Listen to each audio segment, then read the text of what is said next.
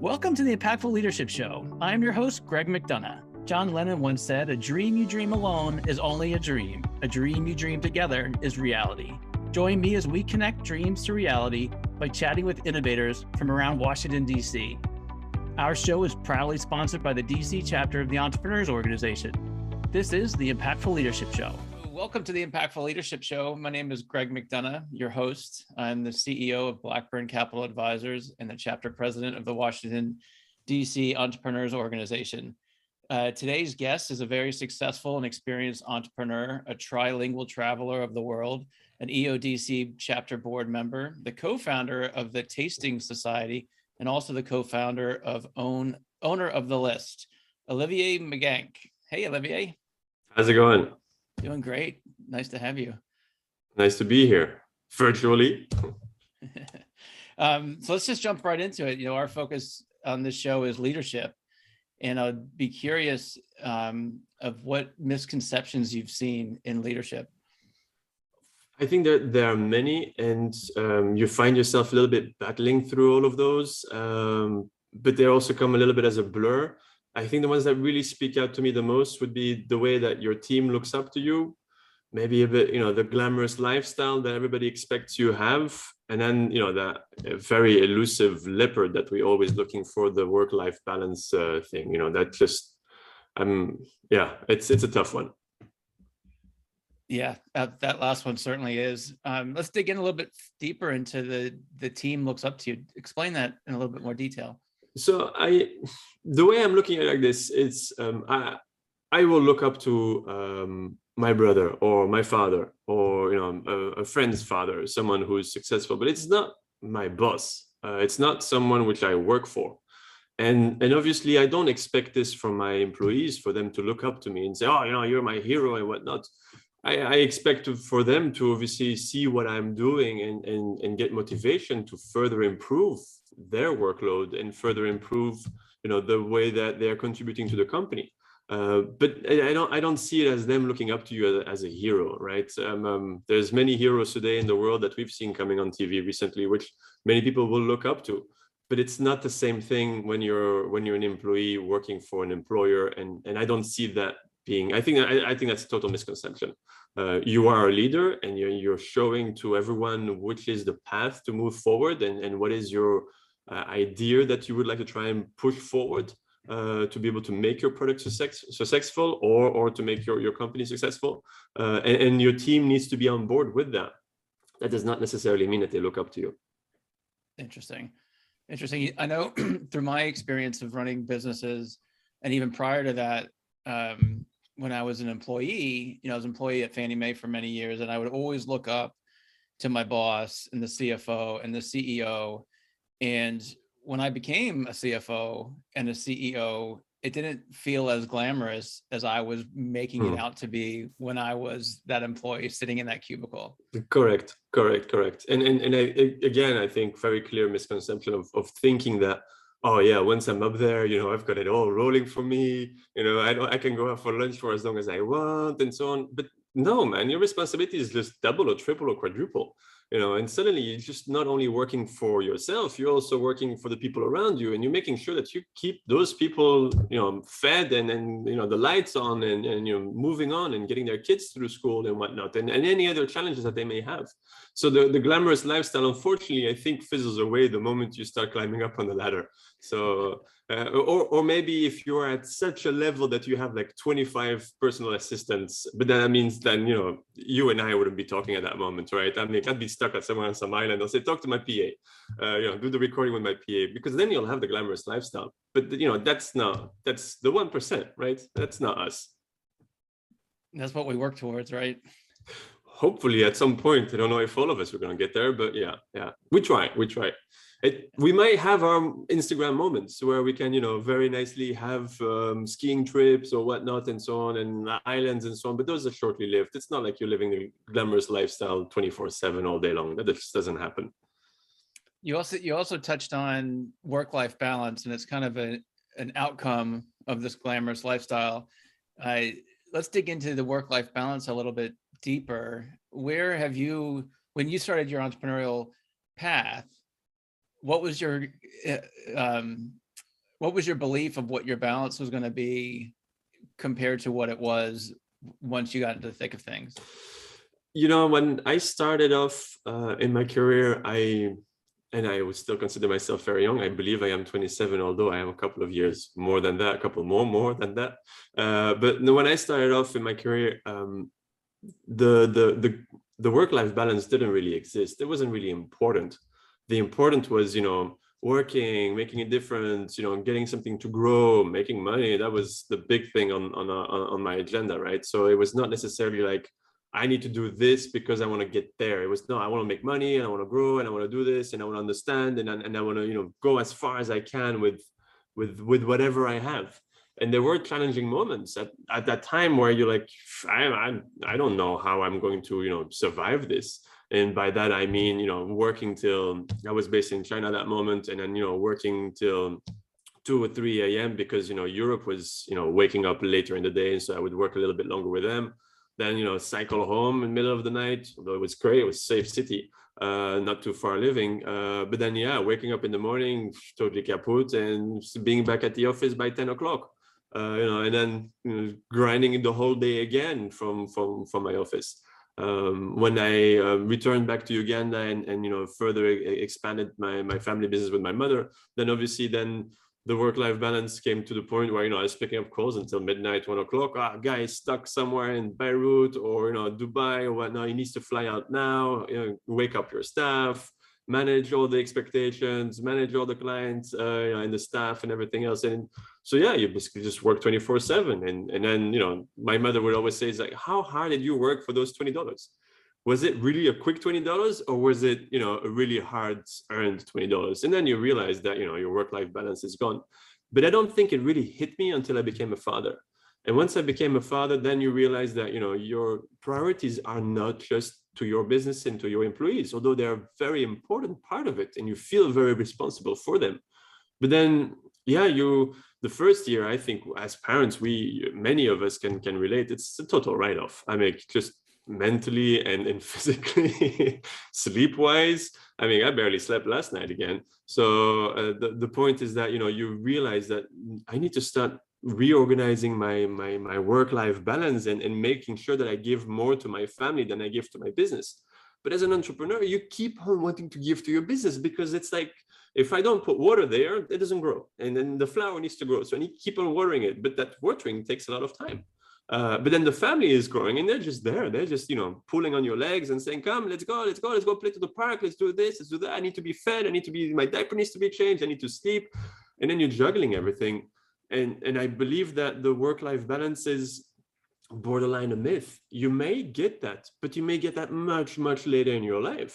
And that is when maybe your kids are starting to move out or have moved out of the house and they're making their own lives. But then what part of the career does work-life balance really matter? It's I would believe the first part where you're growing up with your kids and your kids are growing up with you and you're sharing those intimate first moments, first steps, first, feedings, first whatever. But much later, it's great to have a great work-life balance, but your kids are growing up. They're already half of the time, they'll be saying, okay, Dad, just don't call me anymore. I'll call you when I need you, right? And then it's like, okay, so then where is the work-life balance? Where is the love of it? And for me, the love of it would be in the beginning. So it's very hard to achieve that. Some people say that they're doing it and they're doing it great. I have my suspicion about it. I think like everyone, we all have our challenges and it becomes very difficult to line them up properly to have this perfect work-life balance. You may have some days where you're winning, but you'll have a lot of days when you're losing. So you got to kind of, keep your head up and make sure that, you don't let that drag you down. So, yeah. And I can only imagine that becomes even more challenging when you're dealing with an international business. Oh, yeah. That you have customers traveling the world. And at any point, at any time, to your point, they might be stuck in Beirut and need to do something. Talk to us a little bit more about that international aspect of running an international business. Well, there's one thing that we're all bind to, and I don't know who invented it, but really, if I could talk to him one day, I would like to make a complaint. It's something called time zones, and that really, really is annoying. It's really, really difficult to work in different time zones. Jokes aside, yeah, when you're in the service industry and you're servicing clients who are bringing you a big chunk of business and who need to travel and who are not in the same time zone, you just have no choice. You need to be awake, you need to be there. It's not that you get called every single day, but you'll get called the day when you decide, like, you know what, it's been quiet for the last 2 weeks. I'm going to go out for a beer with a buddy of mine. And you get home a little bit later. You maybe not necessarily drunk or anything else, but you've had a 1 or 2 drinks. So you may be jolly. It's happened to me more than once. And then you have to deal with this problem. And maybe to my advantage, I had more patience at that moment, or I was a little bit more, merry, and the client liked it, and then, it was okay. But I can imagine, waking up from a deep sleep and then having to pick up that call and say, oh yeah, I know, yeah, okay, I'll work on it. And then, just dragging your feet to get the service done. So working in international time zones has its complexions. There is some strength to it. The problem is that being in the United States, you're kind of at the end of the time zone. And maybe sometimes it's better to be a little bit earlier in the time zone so you can work with both. But once you're at the end of the time zone, well, everybody has already passed their day. You should actually just call up China now and ask, what's the lottery numbers for tomorrow? Because I need them, But so it is very complex, and it requires a lot of I'm going to say grit, nonstop giving. And then managing teams over those time zones there is a lot of, okay, I'm handing over responsibility to you. You got to do this. You can do this. You're going to get through this, and being there as a support. And sometimes it's not over. You can't even call anymore. You have to do this over an email. And that becomes also very challenging because then you need to choose your words properly. And English is a second language for me, and I don't speak it very well or write it very well. So when I communicate, I try and be as cautious and as explicit as I can. It doesn't necessarily always come over that way. And I'm sure it's for everyone. The problem is there is no other way. So you have to kind of adapt to it. The chameleon adapted to its environment and changed its color of its skin to make sure it wasn't picked out from the branch. And it's the same thing for us. You have to adapt and make sure that you're just there for it. Sure. I've got a couple clients that are on the West Coast. And always at the end of the week, I start dreading hey, can we talk on Friday afternoon? And of course, it's family time and it's the weekend. And granted, we know we're working all the time anyways, but there's just something special about those time zones that you just got to be responsive. You should try and give them a call on the Monday morning. That's funny. Let's shift gears a little bit. I noticed you put this QR code up on your screen. And we've talked in the past about this passion project. I think I'll ask you one first question. Tell us about the list. So where to start and how to end it and how to keep it short. Not to say that I am a consumer not within moderation, because I am, but the list basically is an independent bottling company. Independent bottlers, that term is a little bit lost in the world of today, because you've got big brands like Diageo and the Pernod Ricards and so on who come in and they swoop up all the small distilleries and leave very little over for traders who will come and buy leftovers and move that around. Independent bottlers, that term goes way back when. And that term was used for people who would basically, move around with a couple of barrels in the back of their carts and go from one store to another and ask them if they wanted to buy, a specially bottled whiskey for their store. Very, very popular back then, because that was the only real way of distribution. It was the trader who would be able to bring, some exquisite or exclusive and rare whiskeys to the different stores and grocery stores around. But then obviously, once consolidation started happening, I guess somewhere in the 80s and the 90s and so on, then all of that kind of disappeared. When I joined EO, I never understood the whole thing about working on a business that is your passion. And that is something that EO taught me. And I never understood that before, never even understood the concept or even knew about it. And then when so a little bit to give you a bit of a background, backtrack together, I started off in corporate travel management, catering for clients based in East Africa and Uganda, in Kampala, who were embassies, international organizations, petroleum companies, shipping companies. The fact that I'm also French speaking made it in an English speaking country that by naturally we would be a magnet of French speaking companies. And at a certain moment, we had pretty much the whole corner knocked out. The oil and gas companies, the shipping, the HR guys, the construction guys, we had them all, including all the, many European embassies and so on. So when at some point, you find yourself in a very small town and you want to create social connections. And I was invited for whiskey tasting set up by a friend of mine who was actually also a co-founder of the tasting society, and started meeting some people. And before you know it, we started creating this thing on a monthly basis. And it was just a couple of friends, and then it grew and it grew and it grew. And a couple of years later, it was like, people from the US Embassy would move in and say, oh, I chose this posting because I was told by my predecessor that there is this whiskey tasting going on every month and I want to be part of it.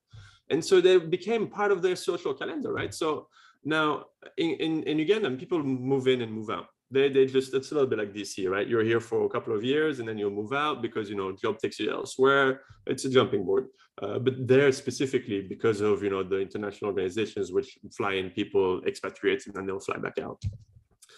At that time, my business was growing a lot. And, there was, as a family business, the working hours don't really apply, just as we touched upon before. Our business kept on growing. My passion for whiskey, kept on growing as well. Not that they were interlinked because my business was growing and I needed to drink more, but more because, it was fun to keep on drinking with friends. And then sometimes I would invite some of my clients and my clients would invite some of their friends. And it would just keep on being very organic and very natural. And then fast forward, the club soon became like I said, regular fixture for people in their social calendar. And then, we decided at some point, let's all get together, let's all pitch in and let's buy our own cask. So we got onto it and we bought our own cask. And then, fast forward a couple of more years, in between met my fiance, my wife now, but then my fiance, who also dearly enjoyed coming to the whiskey club. And to be very honest, neither of us were whiskey fans. I only learned how to drink beer when I moved to Uganda. I was a vodka and orange juice guy before that. And so I discovered whiskey there as well. And my palate has gone from, very soft and very, conservative to now, give me the peatiest and the heaviest and whatever else. I'm all over it. And same for her. I think the hardest steps, and this is a little bit, to give you a bit more context and sorry if I'm jumping a little bit around, but give you a bit more context as how I ended up here. My mother and I, we realized that, with my wife getting a really good job in DC and, horizons could be looking elsewhere than just Africa, we need to make a decision, were we going to continue keeping this business running or not? For my mother, many things had changed in the sector. And for me, it was still ever changing, but it was getting also quite clear that, traveling back and forth between my wife, my fiance, then my wife now, based here in DC, the time zone difference and the commute back and forth, that was unsustainable. So we need to find a solution for this thriving business, which was still growing, which was doing really well, which had a fantastic set of clients. And then, if any of them see it, thank you so much for the growth that you've helped us to go through. And then taking the decision to sell our business wasn't easy. It was actually quite difficult. But then, with the right objective and the right conditions, and then, setting ourselves up with, the right people to look at what our decision would look like in real sense, we partnered up with an external company who clearly looked at everything that we were doing, and then said, okay, your business is worth X and you should be able to sell it for this. Now that gave us confidence to say, okay, now let's do this for real. Let's get out there. And so we got out there. We started looking a little bit for players outside and for players within the market, and then realized that, the person we were competing with the most, our closest rival, the best enemy, so to say, was the person who was going to buy our company. Now, in that sector, in East Africa, it's very rare to see, a merger of this type of thing, merger acquisition, and then eventually full takeover.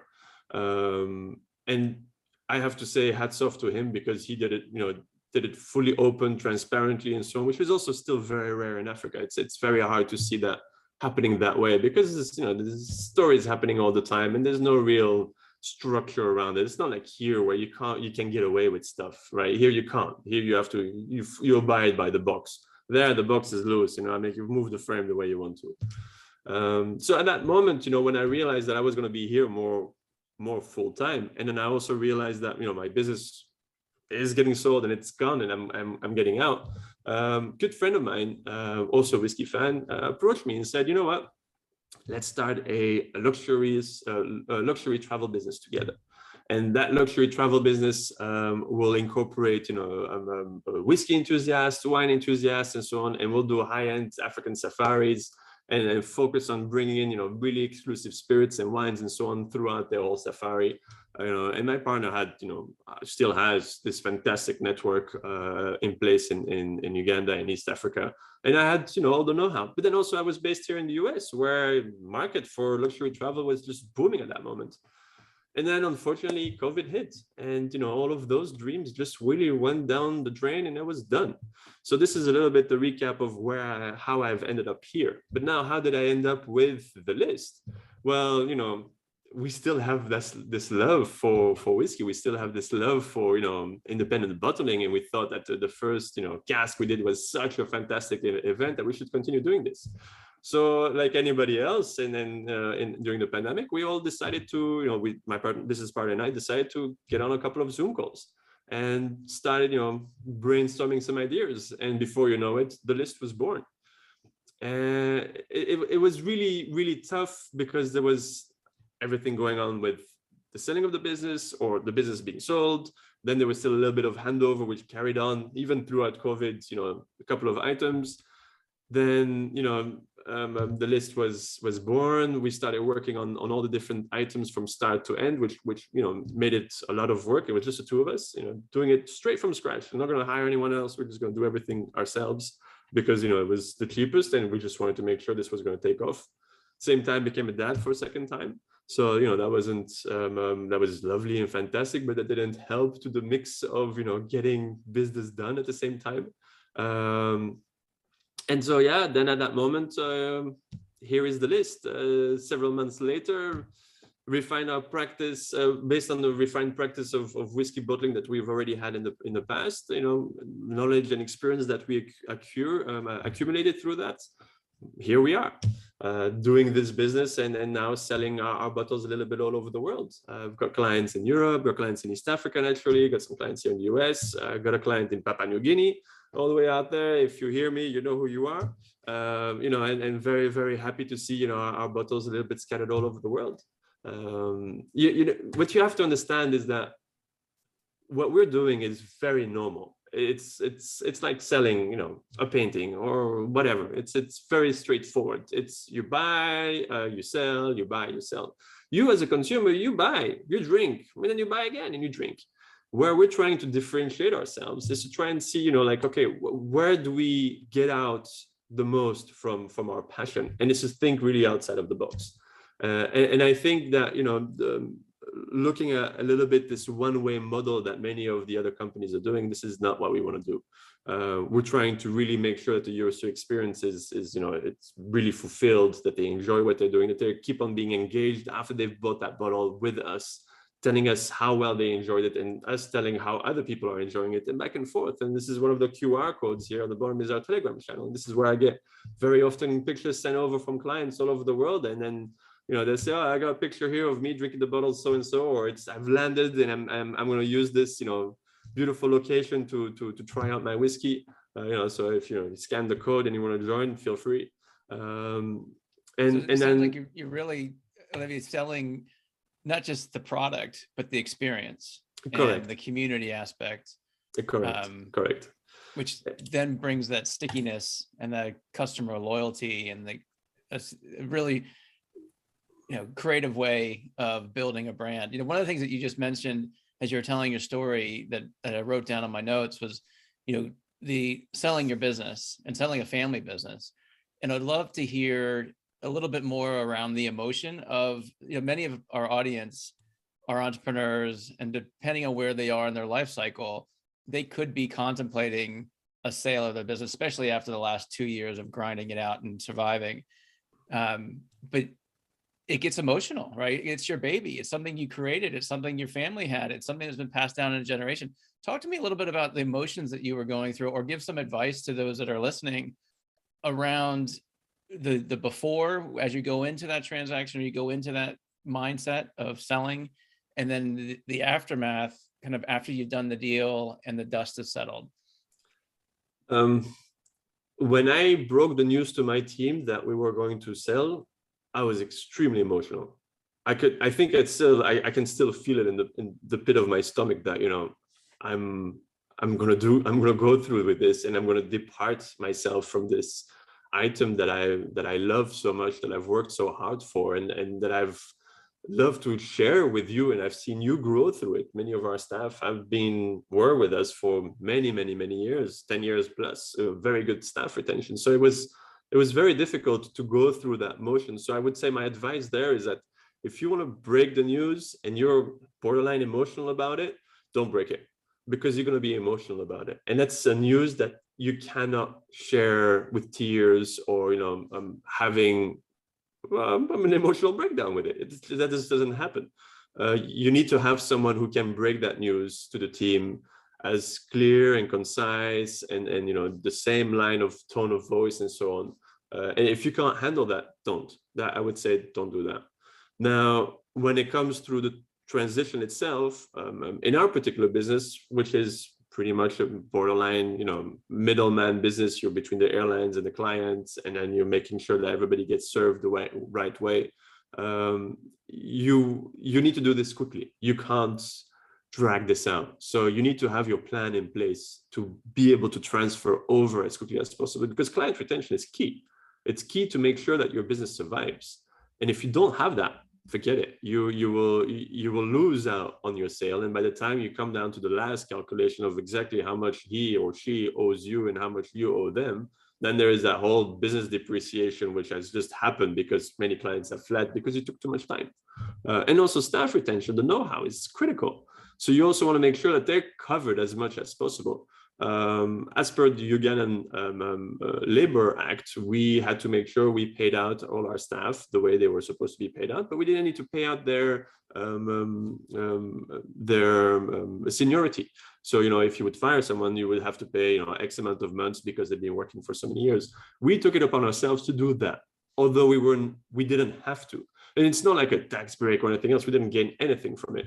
But we knew that our teams would have this clean slate to start off with themselves, to say, you know what, if I don't like this new boss, I can take off because I got my money, I got everything that I need, and I don't need to do something wrong to get fired and then poison my potential future employer, prospect. And so we want to make sure that they were at any time ready to go. And I think that's also very critical when you're taking such a decision, that you consider them as well. They may not want to stick around. They may want to move on as well. And think about that in advance. And because that also gives you staff retention, that gives you the opportunity for them to say, I'm going to stick it out one more month. Maybe I'll, it's getting a bit better, or it's a bit rocky, but I'll give them 3 months, right? And then that gives them an opportunity to start also looking for new work if they really want to, and then still, having their money already on their side. And that's important. And I think the last part about getting out and handing everything over, is that, again, back to the dragging out, you have to make sure that you keep that as tight as possible, that you have your clear deadlines. And if you're doing an earn-out model, a little bit like what we did, you have to make sure that you're on top of that earn-out model like nobody's business. That needs to be done top notch, because if it's not done actively, your clients will start sensing that there is something happening. Your potential buyer will take advantage of you on that, and then the team is going to say, okay, well, clearly, there is many feet are being dragged around here, so I don't know if this is a good idea. So I think that the last sentiment I had was to make sure you keep good relationships with whoever buys over your company. However difficult and rocky that path may have been, make sure you keep good relationships, because one, you never know, you might be working again with them as a client, or bringing some business to them. It's a business and people that So if you want to bring in something from the outside into it, or attach a new business model to it, or something else, you know that business very well, so you know how to integrate it, and so that speeds up that process a lot quicker. And hence, the idea of this luxury travel system solutions that we were thinking of, that was exactly that. It's like, work with the existing team. We've got all the resources on the ground. The people which are going to be managing my clients are people which I trained. So I know exactly what the product delivery is going to be. And it's the same thing for any business, I would say. Unless you just decide to go and collect stamps and butterflies, then obviously you just can break all ends. Yeah, those were, and I find this over and over through my career path, life cycle, whatever you want to call it. Like, those relationships are so important. And in fact, I was talking to my coach yesterday about a previous partner I had many, many years ago, and he was doing things that I didn't really like. And that's one of the reasons we stopped doing business together. But at the end of it, and I was talking to her, she was still coaching me at the time. I said, I'm going to still be friends with this person. And she looked at me like I was crazy. And then fast forward, we're still friends. He's given me other business leads. I see him probably once or twice a year. And so back to the point of maintaining those relationships in a sort of an honest and honorable way, I find comes back later in life to be rewarding. Yeah, if I may touch on that, the saying where you don't poop where you eat, right? Or the other way, but obviously a little bit more explicit. In the world of today, you just cannot afford it because we're so interconnected to each other. Social media, email, everything. We can just really, right now, I can send 100 emails, and if I want to, I can destroy you or destroy your reputation or whatever else. Even if it has negative publicity or positive publicity, whatever it may be. You don't have the same facilities as maybe our grandparents had, where if you drive out 3 hours, nobody knows you and nobody will ever know you, right? And so then you okay, it doesn't really matter. So you have to be very careful on who you choose really to be your enemies, and if you really gotta go down that path, it's because there's no going back from what they did. But I believe also that in majority of the cases, everything is forgivable, and you should be able to, make amends and okay, at least turn the page. At least turn the page. You know what happened, so you can turn the page. You can always go back to that page and reread again where everything went wrong. So just changing gears a little bit, one of my favorite questions to ask my guests is, you're looking back at yourself when you first started your entrepreneurial career. What advice would you give yourself, knowing what you know now and the experiences that you've been through? Good question. Don't get bogged down in the detail. Try not to reorganize your desktop folder. Just never gonna just put everything in one folder. It's much easier. And then I guess take more time for yourself. Mental health, I think, is clear, especially in the world that we're living in today. I see it now. Both of my wife and I are working from home. The rat race was difficult before, but it's a lot harder now. Especially with the family and so on. Just take time. Switch off your phone at this time. Adopt the French way. After 5 o'clock, no calling employees, or no calling clients, whatever else. Just do it, because you need it. You need it, otherwise you will not succeed. You can succeed more by giving yourself more time to breathe, to think about it, and so on. And our brains, although they are fat, as what I've learned recently, but they run full time, nonstop. They also need a break. Powerful, really powerful. Yeah, the Europeans have a little different concept than us over here in the US, which I can appreciate. So Olivier, as we're wrapping up, how can our audience members find you?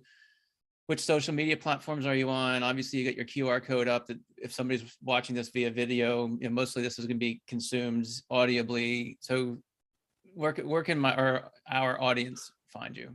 So I'm a big LinkedIn fan. I think it's a little bit more of a good. It's more of a platform which I relate to versus the Facebooks and Instagram and so on.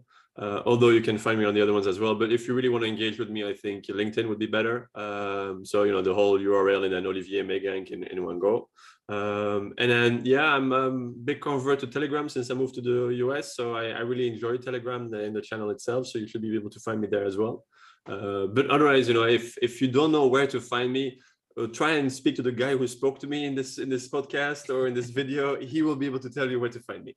So that's right. And we will have your contact information that you've shared with us in our show notes, along with your links to your websites and to the list and all those fun gems that we've talked about today. Yeah.